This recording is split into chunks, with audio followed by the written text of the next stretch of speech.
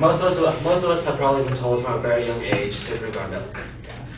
We've been told this from our parents, our teachers, our televisions. I'm sure every single person in this room has seen at least one Got Milk commercial. But recently there's been a lot of research going on as to whether or not the health benefits of milk are real or whether they're just made up to better the sales of milk. But I'm here to prove that drinking milk is helpful to the human body and gives you an overall better health. I'll first start by discussing milk as a valuable source of nutrition and other various vitamins and minerals, especially calcium. Next, I'll show that there is no risk of harmful effects happening from bovine growth hormone, or RBGH, that's used fairly heavily in the dairy industry today. And next, I'll talk about the research being done right now on milk's effect on preventing various diseases.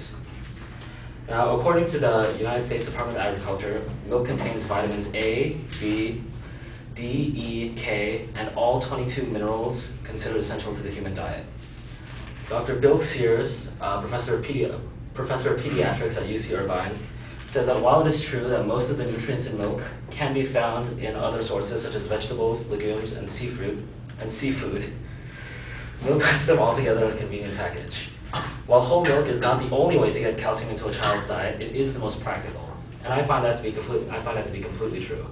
Other foods that are high in calcium include things like broccoli, spinach, and sardines, which is not a very appetizing meal to try to feed to a 7-year-old. Now, by far, milk's most well-known nutrient is calcium. It's what comes to mind when people think about the health benefits of drinking milk. 99% of the calcium in the human body is concentrated in bones and the teeth, and that's usually what we think of as calcium helping us, like health-wise. But the remaining 1% plays an even more critical role. It helps blood clot. It helps nerves transmit impulses, and it also regulates the heart's rhythm and blood pressure. Maintaining that calcium is so important that if the body doesn't get enough calcium, it'll actually start to break down its own bones in order to get that calcium into its system. And this can lead to fragile bones and osteoporosis later in life. Now milk is a very good source of calcium. It has a 32% calcium retention rate, which means that if there were 100 milligrams of calcium in a glass of milk, we would absorb 32 milligrams of that. Now, this doesn't really seem very high, especially compared to other foods like broccoli, which has a 65% retention rate. But the thing is, milk has so much calcium in it already that low retention rate, that it overcomes that low retention rate. 2.5 cups of broccoli have the calcium of 1 cup of milk, just to give you a little comparison there. It's a study by Dr. Heidi Kalkworth of the Cincinnati Children's Hospital Center showed that it was a study among 50-year-old women and their bone density, and based on whether or not they had consumed dairy products on a regular basis as adolescents.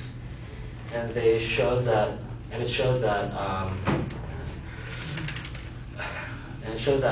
women who had consumed at least one dairy product a week, just one a week, and recommended serving of 2 to 3 servings a day, one serving a week, were half as likely to suffer a hip fracture against those who reported to having less than 1 week.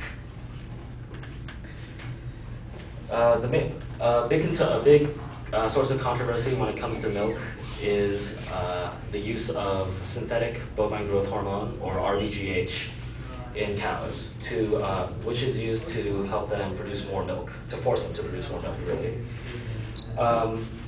But according to a study done by the National Health Institute and the Food and Drug Administration, they've both done surveys of nutritional scientists and it's an overwhelming opinion is that RBGH does not have any effects on the final product of the milk. And even if it were somehow to get into the milk, the pasteurization process, which is used to kill germs that might get into the milk by accident, would destroy the hormone in the process anyway. Now we'll move on to the final subject, which is diseases that research suggests may actually be prevented by regular consumption of milk. Yoon-Young Cho, a professor of medicine at Harvard Medical School, recently completed a study that showed a relation between regular consumption of dairy products and a reduction in colon cancer in animals. Another study by Annette Hartaker in the University of Oslo showed a relationship between consumption of milk and a reduction in the prevalence of breast cancer.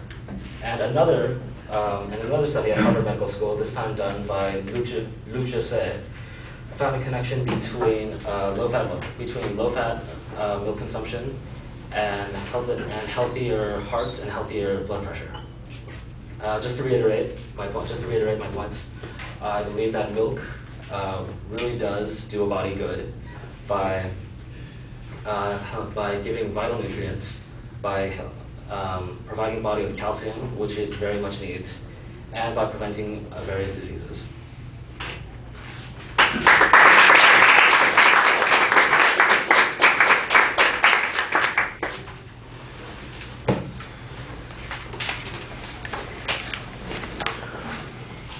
All right, the proposition's clearly stated. It's phrased kind of with multiple parts to it, and it's just something that could have been easily simplified. So I don't think it's a big problem there. It's something that could be fixed. You had an excellent setup of what the supporting structure was going to be. There's a little bit of information on the background as to what the controversy is.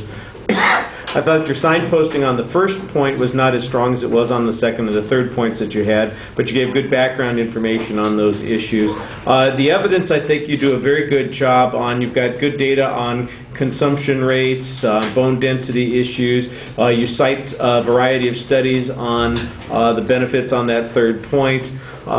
One of the arguments that you frequently hear about getting other vitamins or minerals from alternative sources mentions, for instance, the retention rate, and I think that was a good point that you had. Well, you get 65% of the broccoli, the calcium from the broccoli when you eat it, you retain 65%. You have to eat 2.5 times as much broccoli as you do a glass of milk to retain an equivalent amount. And that kind of simplifies the argument on that point, I thought, pretty effectively. And so most of your evidence, I thought, was pretty solid on that. I thought you had a very good presentation from the beginning. Toward the end, I think your pacing is a little awkward. You get off a little bit and seem a little more hesitant while you're speaking. But from the beginning, you are trying to talk to the audience. You're gesturing, you're looking at us, and trying to engage us in the presentation, and I definitely appreciate that. All right, on Wednesday, remember, we have 4 speakers that are scheduled, and maybe a 5th. We'll see what happens. But our goal is to do those 4 speakers right at the beginning of class.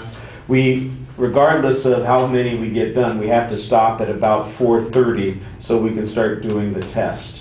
And the test, remember, has 2 parts. You need an 815E quiz strip, like the one we've used for the quizzes, for the qualifying part of the test.